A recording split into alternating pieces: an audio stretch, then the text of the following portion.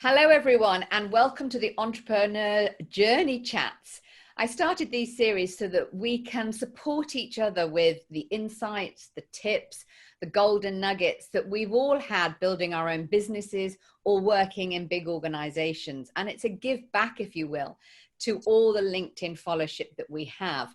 And I'm absolutely delighted and honored today, one of my dear friends who I've known for a long, long time, Mr. Rodney Peyton OBE, and who's an MD. Hi, Rodney. Hi, how are you? Absolutely delighted to have you on from the good old Emerald Island. Yes, Isle of Ireland. How's it going over there? Wet, but then it's always greener when it rains, so remember that, I know So it's very good. Well, it's lovely to have you on. And let me just tell people a little bit about you. So basically, Rodney is a highly accomplished trauma surgeon, having operated throughout the period of civil unrest in his native Northern Ireland, and also as a senior military surgeon in both Gulf Wars. I mean, that's just incredible. He has had a lifelong interest in medical education, holding degrees in education and law. His contributions have been acknowledged by many prestigious international awards from the UK, Ireland, Germany, Sweden, and South Africa. And he's been called the world's #1 surgical coach. And I probably would agree with that because I don't know many ex-surgeons who are coaching at this level. That's fantastic. Rodney has had an extensive medico-legal practice, having provided expert opinions in more than 70,000 personal injuries and several thousand medical malpractice cases. So that's interesting in itself. Quite apart from his medicine, Rodney is also an entrepreneur, which you truly are, with over 30 years experience as a business owner and investor, having a property portfolios and investments across continents, the UK, USA, and Australia. I mean, I could go on and on and on. I mean, it's just wonderful to hear what you have achieved thus far in your life, but welcome. Welcome. Thank you so much. Grateful for you to have me on. It is lovely. I mean, we've known each other a long, long time through the Tony Robbins organizations. And I've been many times to stay with you and your wonderful wife, Lynn, as friends and connections. And it's just great. And your children are spread all around the world as well, aren't they? Yeah, they are. But you get to see them now and again. And interestingly, the lockdown hasn't mattered very much to us because we're used to doing this. And it's interesting what technology can do now. I know it wasn't really our bag, was it, in the early days, technology, but we're still not my particular bag now, I'll tell you, but it's very useful. Yeah. Nor mine, but it is great to connect with our kids and obviously with business like we're doing now to offer value. So let's jump straight in. So the first thing I want to ask you, I truly believe that there's an art of personal leadership, if you like, the winning formula for our successes along our journey, our professional journey. So what would be, give us 3 of the strengths that you feel have really been valuable to you on your journey, Rodney? Just a little bit of a story that when I was about 4, I went into hospital to have my tonsils out. Now, we're not a medical family, but I loved it. In those days, you were in hospital for 7 days and your parents were allowed to visit you twice. That was it. Okay. And so when I was there, I remember being carried up over a nurse's shoulder to the operating room. I remember being put in the table and there was a program on the radio called Journey into Space. And the anesthetists talked to me about that while they put me out. Then I came around beside another guy. They put me in beside a guy who was to look after me while the nurses were doing everything else. And I just loved that experience in hospital. And after that, I mean, I determined at the age of 4, and I'd just been going to school, that I was going to be a surgeon. That was it. Wow. Wow. So one of the first things was that passion and vision. I just got it from there. It meant so much to me. And so for the next 30 years, my drive was to become an attending or a consultant surgeon. It was very clear to me. My purpose was clear. So therefore, in everything I did, it was geared towards doing that. So whatever I was being asked to do, would this help me get on in that period of time to my medicine? So I learned very early, although I didn't understand it, about passion and drive to do something and to have a goal and to make things subservient to that goal. So on that way through, when I know I wanted to do it, then when I got the opportunity, for instance, in the beginning of the Troubles in Northern Ireland, when I was a medical student and thing, I would go into the Royal Victoria on a Friday and Saturday night when the riots were at their peak to help out. And I just wanted to do. By doing that, I learned practical skills as a student, taught by nursing staff, taught by medical staff. But also what I didn't realize, because I was there and because I did it, then senior staff knew me. And they would teach me without me asking or expecting them to teach me. They just teach me because I was there.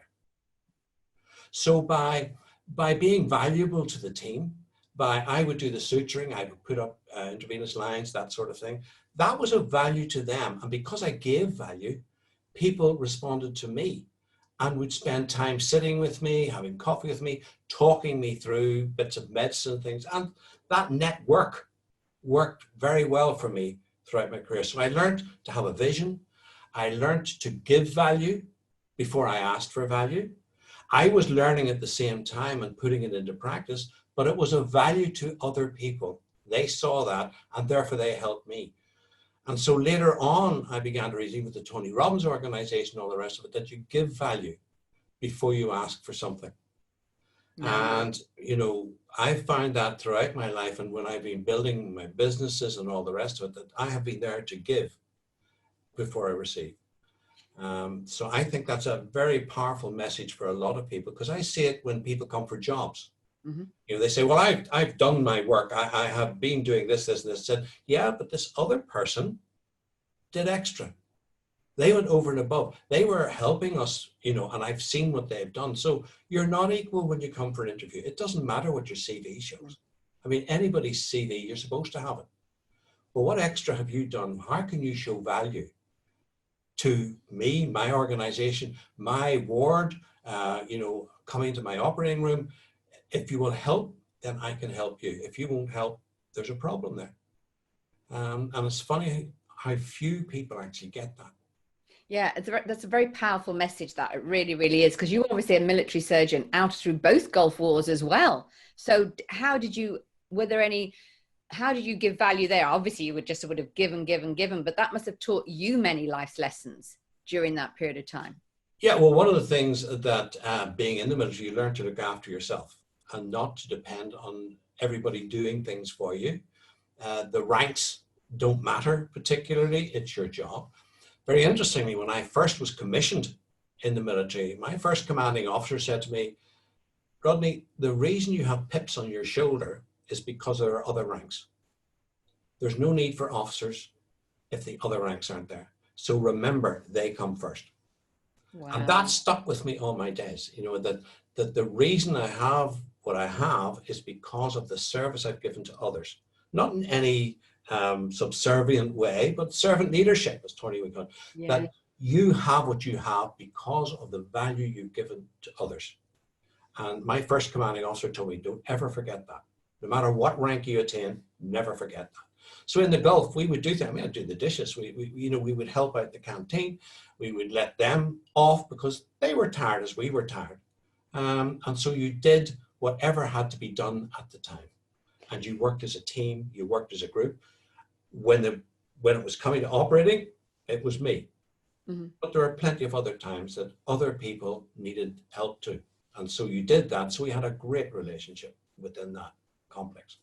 Yeah, and I think you've carried that right the way through to your medical legal practice. You know, what we learn in the early days, I'm sure you've brought all those skill sets and strengths to this table now, this arena now. Yeah.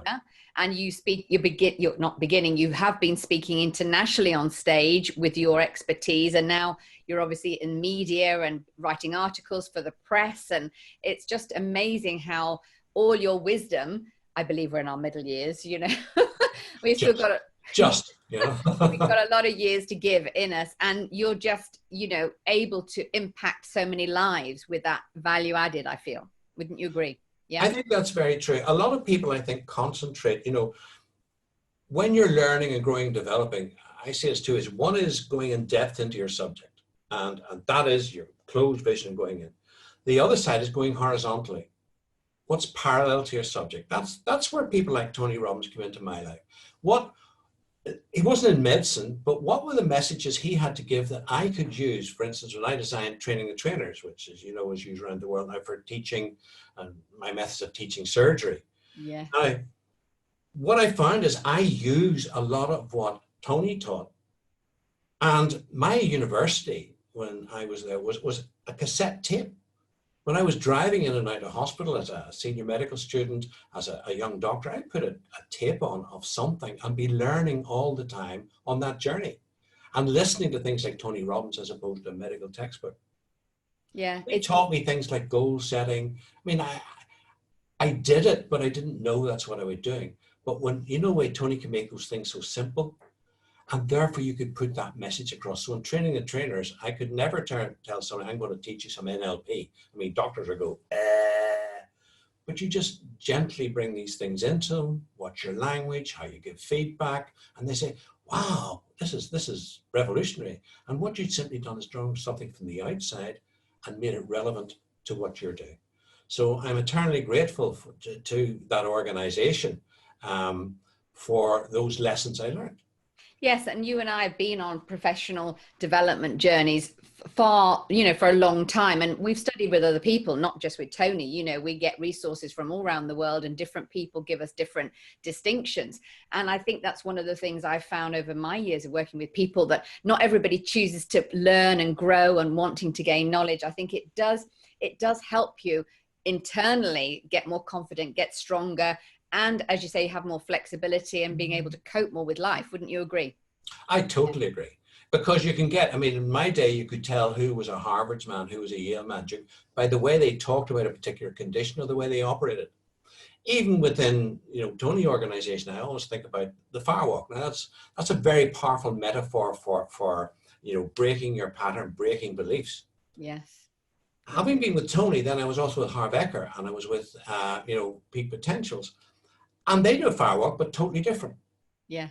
Tony, you practice again and again, and you do about a 6-foot fire, and it's really about breaking through your limiting belief. With Harv Eker, it was more about you. And the fire was 30 feet long. And there weren't all the trainings. And you got there, and what you were concentrating on is where you wanted to be and where you wanted to go, and committing yourself to doing that and going along. And there are like 3 people on that lane, not 8 or 9. Yeah. But they were different. It was the same tool, but used for something different. And by seeing another person do it, then you could see different ways of using that tool and that metaphor. Nice. Just like in surgery, by seeing not just what you do, but by being able to go with other people. I'm blessed because I'm a surgical coach. I'm going in and seeing other people operate. I pick up things from them that even at my age, I hadn't thought of. No, it's very interesting. I'm an ex-theatre nurse. That's what I did after I qualified. So I'm very much can relate to the operating theatre. It's really where I feel people like you and I got our grounding of teams, yes. Learning truly how to align, how to, be together as a team. And that's helped us both, hasn't it, in life and totally. Growing our businesses. And being able to give up leadership at the right time. For instance, coming into the theatre sister was the important person there. Then you had to take over. The anesthetist was important. And each person had roles, and okay, supposedly you were in charge of that person on their way through, which is an old thing when we used to run the intensive care as a surgeon. But you knew when to allow someone else in, and didn't have to keep on pushing. And one of my early bosses, said to me, look, do medicine before you do surgery. Learn about other things and other people, and know about them, but learn when to ask other people for help. And don't feel that your ego being put down. Ask for help. One of the things he told me is, listen, if you go into a room to learn, you want 80% of the people in that room to know more than you do. And there is no point in you going into a room where you know everything. Love it. You've got to go into that room, and it's like learning to play tennis or something. You need people better than you to learn from. Yeah. So when you're in there, listen. If you speak, you're talking about the past. You're talking about your knowledge. That's in the past. If you listen, you learn things for your future. So listen to understand, listen to put it into context, ask So how do I use that in my life instead of wanting to interrupt and say, but have you thought about it? Or I've seen this before. Just cut that IKT syndrome, I know that, and go back and just keep your counsel, listen to it, always be skeptical but not cynical. Nice. To always ask questions. How does that work? What does that mean in my practice for my people? And that again helped me with the Tony organization. How does what he's teaching from stage help me to help others in the context of medicine?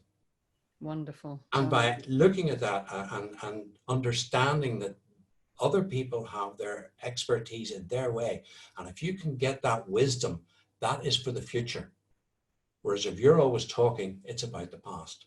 Nice, very nice distinction. It's great. Another thing that I always believe, people who are successful, whatever our terms of success means, we do have a different thinking style. We do think differently. We do things differently. What do you feel would be two insights that you've noticed along the way that you could maybe share with others? Listening was great. That was a great distinction to throw in there.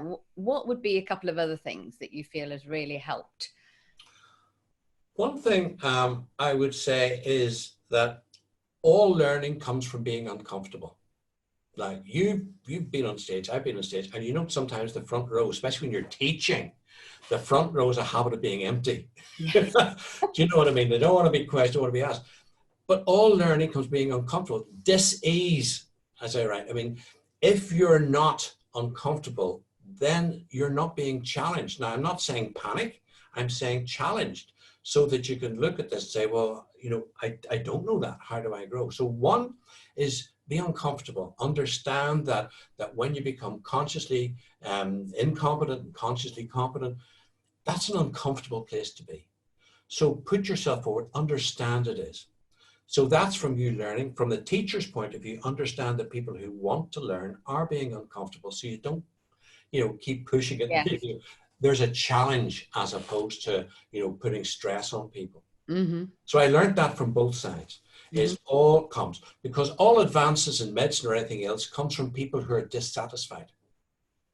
If you're satisfied, you'll stay in the habit and you'll just do the same thing over and over again. It's right. People who thought there must be a faster, better, more efficient way of doing this. Those three things: faster, better, more efficient. And it's the people who thought that out that thought of new medicines, that thought of new operations, that thought of new ways to do things. So it's getting out, looking for things that make whatever you do in life faster, better, and more efficient. When you have that in your mind, then you will actually look for new things for the future. And that, even if, like we do real estate, even looking to other people who've done it, said, how can I do this process better? How can I, work with better tenants? How can I, do things more efficiently? Mm-hmm. So that comes down to a system. Yeah. And a system stands for, keep yourself, save yourself. I keep getting these senior moments, but save we all have them. Time, energy, and money. System. Oh, I like that. Save yourself time, energy, and money. I like that when I heard that. And it is that. If you can get a system into whatever you do. Around anything. Yeah. Around everything. It's easier for you to do. Mm-hmm. It's easier for you to teach and hand it off to somebody else. So systems are important. I like that. And then your peer group. I think to succeed, you need to be able to balance it. One of the things in the Gulf was that we had more anesthetists than we knew what to do with. And two of them would work any operation. And they're all consultants or attendings. And they would say that the best thing for them was that they got to see another one working. And they could learn from each other. If you want to know which surgeons you go to, ask the anesthetists. Yeah, the surgeons don't see each other. The anesthetist, the theatre nurse, sees them all. And that's who I would go to, because I've seen a lot of them. Whereas when you're working on your own, you don't see it. So having a group of peers who can challenge you and hold you to account, that was vital for me. Yes, peer groups are very important. We know that.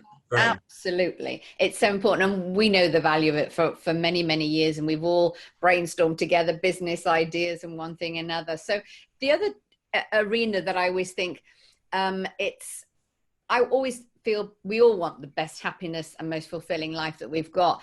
If there's two arenas that you've come across on your journey that you feel that people could master even more, give a bit more focus on, a bit more, effort in, what would those two arenas be that you could think of to give? Well, mastermind groups. That is one of the biggest of the lot, is find people who are your peers. When I went into medicine, I went into the OTC, the Officer Training Corps at that time. And there were like-minded people from different walks of life, from legal, from arts, from everything. So instead of doing medicine all the time, I had this group that I would meet a couple of times a week. And in the middle of this girl turned up about 5 years later after I was commissioned. And when I asked her, do you play any sports? She said, badminton. So I play badminton. Would you like to play badminton? And that was Lynn, who, became my wife. But we were people with similar values. We came from, she was social work. I was in medicine, similar-ish, but same value systems. And that has been very powerful for me because it's where I met my wife. We've worked together. She's my first wife, but we've managed it for 40 or more years. Yeah. And we bounce things off each other all the time. So I met my partner with similar values by being in that environment. Yes. So that was one. And then as I've gone on, then being able to form people for a reason, a season, or a lifetime. Well, obviously Lynn's my lifetime. But then I've other people that come in, like you and Lynn are a season. You've been together, you do these things, and you're a coach. Well, I've had Harv Eckert, I've had Paul Fink, I've had JT Fox. Yeah. And his coaches like Jason, and Jason Gilbert has been wonderful for me coaching. Yeah. So a mastermind group of like-minded people who have similar values, where you can run your problems by or challenges by, and you value their insight. The other one is to have a coach, to have someone you trust. And for me, that's more been a reason or a bit of a season. But, Jason has been with me for doing stage and things like that. JT has been very good to me. And he's helped me meet a lot of people around the world, of celebrities and things like that. A different environment to Tony, a different type of. That's what I mean. We all learn from everybody. But, by being able to be with them, by having mentoring and coaching from them, who, much younger than I am, but they have their own success in their own way. Yes. But they have been great to me. They've challenged me. They have mentored me and given me advice. They have allowed me to bounce things off. They've gone into battle for me. Brilliant. So masterminding and coaching and mentoring, those two things, to get a coach who will hold you accountable, a mirror hold up and ask you questions. But then there's the mentor who's been there before, like some of my early consultants who said, we've been there before, we'll open doors for you.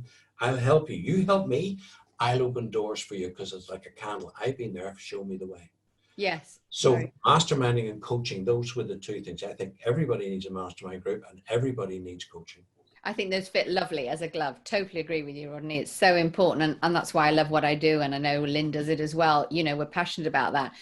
I could talk to you for hours. Our time is coming to an end soon, but I know you've written a lot of articles and ebooks and things, which we'll find out about your website shortly. But if on our professional development, we've both read a lot of books, we've listened to podcasts, and books have influenced us at certain times of our life. If there's one book that was either way back when or recently that you could recommend to people that specifically influenced you, what would that book or podcast be that you could say? I'm going to be naughty here and take the time and place. There are ones I could not mention. That's Awaken the Giant with Emma Tony. And the Rich Dad, Poor Dad series from Robert Kiyosaki. They help me to see about finance and things, and I write about finance now.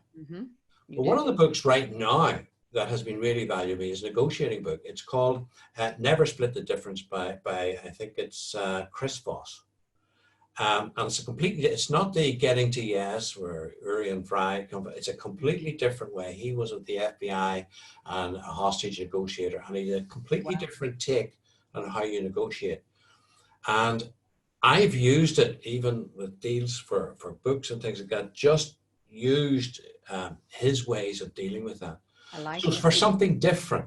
Those two are saying like, right, I want to read the Bible or want some of that. I mean, there's Waking the Giant Within and Robert Kiyosaki. That's there. But for the moment, the biggest thing I found is a good book on negotiation, because everything you do is about negotiating. Is it How to Split the Difference? Is that what it's called? It's called Never Split the Difference. Never Split the Difference. I'll have to get it. It sounds great. Yeah. It sounds great. Fantastic. Well, I mean, it just has been a joy. And as I say, you and I know we could share, best practices for ages. We know that. Where can people get hold of you? What's the best website to get hold of you? Well, my own website is www.rpeyton.com. So if you just go on to that, rpeyton.com, I think it's probably on the screen there anyway. Yeah. And that's the best way to contact me.